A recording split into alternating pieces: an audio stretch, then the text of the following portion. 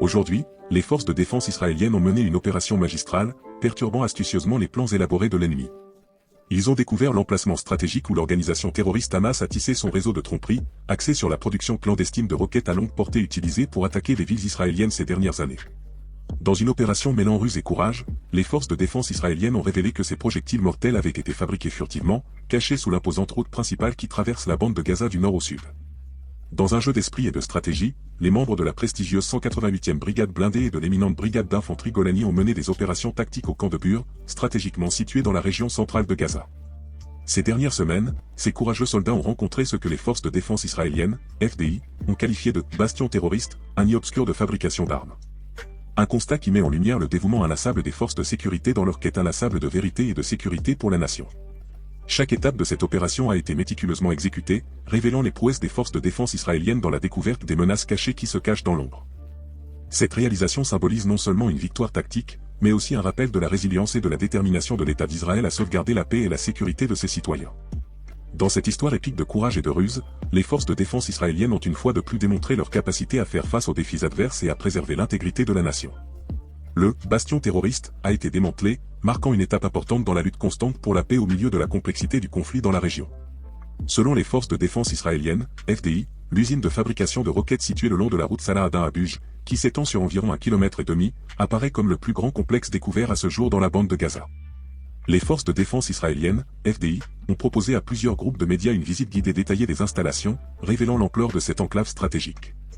Au cours de la visite, les journalistes ont été autorisés à explorer le laboratoire souterrain chargé de la production des moteurs de fusée, ainsi que l'entrepôt et les installations de stockage où sont assemblés les tubes qui composent le corps des projectiles mortels. Au début du conflit, les forces de défense israéliennes, FDI, ont désigné Salah Adin comme couloir humanitaire, permettant aux Palestiniens de chercher refuge du nord au sud de Gaza. Cependant, ce couloir humanitaire s'est avéré être le voile derrière lequel se cachait un réseau complexe de fabrication de fusées. Ces emplacements stratégiques ont été camouflés dans les quartiers environnants de Salah Adin, transformant l'apparente zone de sécurité en un réseau de ce que le colonel Or Volinsky, commandant de la 188e brigade, a qualifié des « usines terroristes ». Au cours du raid, les forces de Bodin, contrôlant le quartier général du bataillon Al-Bur du Hamas, ont découvert plus d'une douzaine d'entrées de tunnels à proximité. Même un bâtiment apparemment insignifiant a révélé son secret en cachant une salle d'attente avec des canapés et une salle de bain. Dans la pièce suivante, un escalier menait à un tunnel qui révélait un étonnant laboratoire de chimie souterrain, d'une vingtaine de mètres de profondeur. Ce laboratoire, selon Volinsky, était dédié à la production de moteurs de fusées et d'explosifs. Le commandant a souligné la découverte de centaines de sacs dans le laboratoire souterrain, destinés à la fabrication d'explosifs pour les roquettes utilisées dans les attaques contre Israël. Parmi les découvertes, il a noté un sac contenant un produit chimique utilisé par le Hamas pour la production de carburant pour fusées. Volinsky a révélé que ce complexe souterrain était interconnecté avec d'autres tunnels à proximité, soulignant la complexité et l'étendue du réseau de fabrication d'armes découvert par les forces de défense israéliennes. La construction de ces tunnels s'est probablement déroulée sur plusieurs années. Construire une installation de cette envergure nécessite un temps considérable, un fait que le colonel Volinsky a certainement souligné. Répondant à une question de savoir si les forces de défense israéliennes, FDI, disposaient de renseignements dans la région avant l'opération terrestre, Volinsky a admis qu'ils avaient une connaissance générale de la zone, mais pas de l'emplacement exact des tunnels. Fort de 3 mois d'expérience dans la région, Volinsky a expliqué que, même si les recherches étaient ardues, les forces disposaient d'informations qui leur permettaient de déterminer où concentrer leurs efforts. Une combinaison de prouesses tactiques et d'informations recueillies au cours de cette période leur a donné les clés pour démêler le réseau complexe de tunnels utilisé par le Hamas. À proximité, les journalistes ont été conduits dans une usine stratégique du Hamas, où ont été découverts des entrepôts équipés de tours et de machinerie lourde utilisées dans la production de roquettes à longue portée, ainsi que d'autres types d'armes comme des mortiers et des explosifs. À l'intérieur de l'un des entrepôts se trouvait un puits souterrain plus profond, relié à un vaste réseau souterrain que le Hamas utilise pour disperser ses armes dans toute la bande de Gaza. Le dernier arrêt autorisé par les forces de défense israéliennes était un dépôt de roquettes à longue portée, à la fois aérien et souterrain. La structure s'est avérée abriter de nombreuses fusées soigneusement emballées avec une portée de 80 000. À côté d'eux, une entrée de tunnel d'une taille exceptionnelle permettait d'accueillir ces imposants projectiles. Selon les responsables militaires, cette construction permettait de protéger efficacement les roquettes. Le colonel Yair Palais, commandant de la brigade Golani, a souligné l'importance des manœuvres terrestres en révélant que les forces de défense israéliennes démantelaient actuellement toutes les installations découvertes. Vous devez vous y rendre, enquêter, puis le retirer complètement, en vous assurant qu'il ne reste rien, a déclaré Palais. Même si le Hamas peut toujours tirer des missiles, la destruction de ces installations est cruciale pour neutraliser la capacité de fabrication d'armes et garantir la sécurité à long terme. Suite au succès des opérations précédentes, Israël a mené une action extraordinairement réussie. Les forces de défense israéliennes, FDI, ont annoncé de manière décisive l'élimination d'un haut responsable du Hamas en Syrie responsable des récents lancements de missiles contre le nord d'Israël. Selon le communiqué, Hassan Akasha a été tué dans la ville de Bet Jin, située dans le sud de la Syrie. Bien que les détails de l'exécution n'aient pas été précisés, il est présumé qu'Akasha, en tant que membre du Hamas, était lié à diverses attaques de missiles provenant du nord de la Syrie. À la lumière de cette évolution, les forces de défense israéliennes, FDI, ont souligné que le gouvernement syrien est responsable de toute action venant de son territoire et ont averti qu'il ne tolérerait pas les actes terroristes provenant du sol syrien. Nous continuerons à agir contre toute menace, ont-ils réaffirmé. En parallèle, Israël a mené une série d'attaques dévastatrices en Syrie, marquant un changement significatif dans sa stratégie. Ces attaques visaient des camions de fret, des infrastructures et des personnes impliquées dans la chaîne d'approvisionnement en armes des alliés de l'Iran dans la région.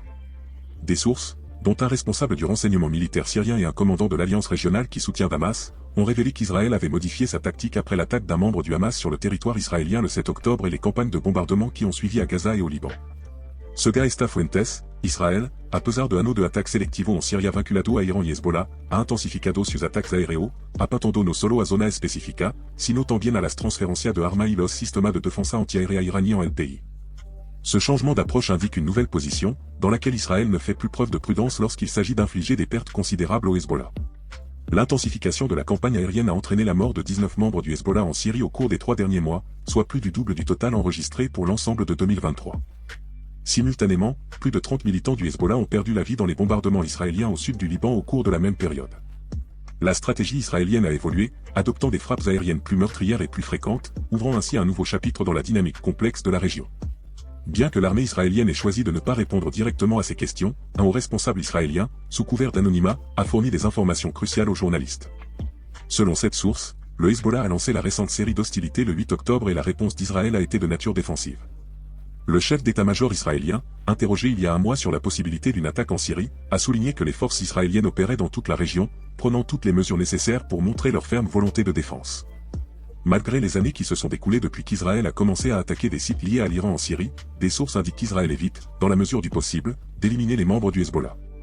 Selon un responsable des renseignements régionaux, l'inquiétude réside dans d'éventuelles représailles du Hezbollah au Liban contre les villes israéliennes situées directement de l'autre côté de la frontière, étant donné le nombre élevé de morts associés au conflit. Cependant, la source a indiqué qu'Israël est disposé à être moins prudent et plus direct face aux membres du Hezbollah libanais sur le territoire syrien. Sur fond d'affrontements quotidiens après l'attentat du 7 octobre, Sayed Hassan Nasrallah, chef du Hezbollah, a prononcé un discours télévisé le 5 janvier. Il y évoque les bombardements israéliens constants en divers endroits de la Syrie. Nasrallah a souligné un changement dans la formule d'avant-conflit, où auparavant, si l'un de ses membres était tué en Syrie, la réponse se limitait au front libanais. Cependant, selon Nasrallah, les conditions de cette formule ont changé, puisque tout le front est désormais illuminé, ce qui indique une escalade dans la dynamique complexe de la région. Le commandant de l'Alliance de la RP Syrie a révélé que le 8 décembre, une frappe de drone israélien a entraîné la mort de 3 militants du Hezbollah qui planifiaient prétendument des opérations dans le nord d'Israël. Simultanément, une autre attaque à Sitra, dans le sud de la Syrie, a visé 2 membres du Hezbollah responsables de transfert d'armes. Dans les 2 cas, les opérations ont été menées par des drones israéliens. Fin décembre, une attaque contre des bâtiments et des camions utilisés par des militants iraniens à la frontière orientale de la Syrie avec l'Irak a entraîné la mort de 4 autres personnes, dont des membres des gardiens de la révolution iranienne. En décembre, 2 membres de la garde ont également été tués dans une frappe aérienne israélienne, et le 25 décembre, une autre frappe a coûté la vie à un conseiller principal de la garde chargé de superviser la coordination militaire entre la Syrie et l'Iran. Selon une source proche des activités du Hezbollah en Syrie, la nouvelle réalité apparue après le 7 octobre a changé la dynamique, indiquant une série continue d'attaques israéliennes contre les forces iraniennes et leurs alliés en Syrie. La source a noté que depuis lors, pas un seul mois ne s'est écoulé sans mort ni dégâts parmi les milices iraniennes en Syrie. La source a souligné que, compte tenu de cette situation, il serait surprenant que le Hezbollah ne procède pas à des représailles. Le Hezbollah a réitéré à plusieurs reprises qu'Israël devait craindre l'organisation non seulement au Liban, mais aussi en Syrie, et a prévenu qu'il ne tolérerait pas les attaques israéliennes sur le territoire syrien. L'escalade des tensions et la violence constante dans la région suggèrent un panorama de plus en plus complexe et instable.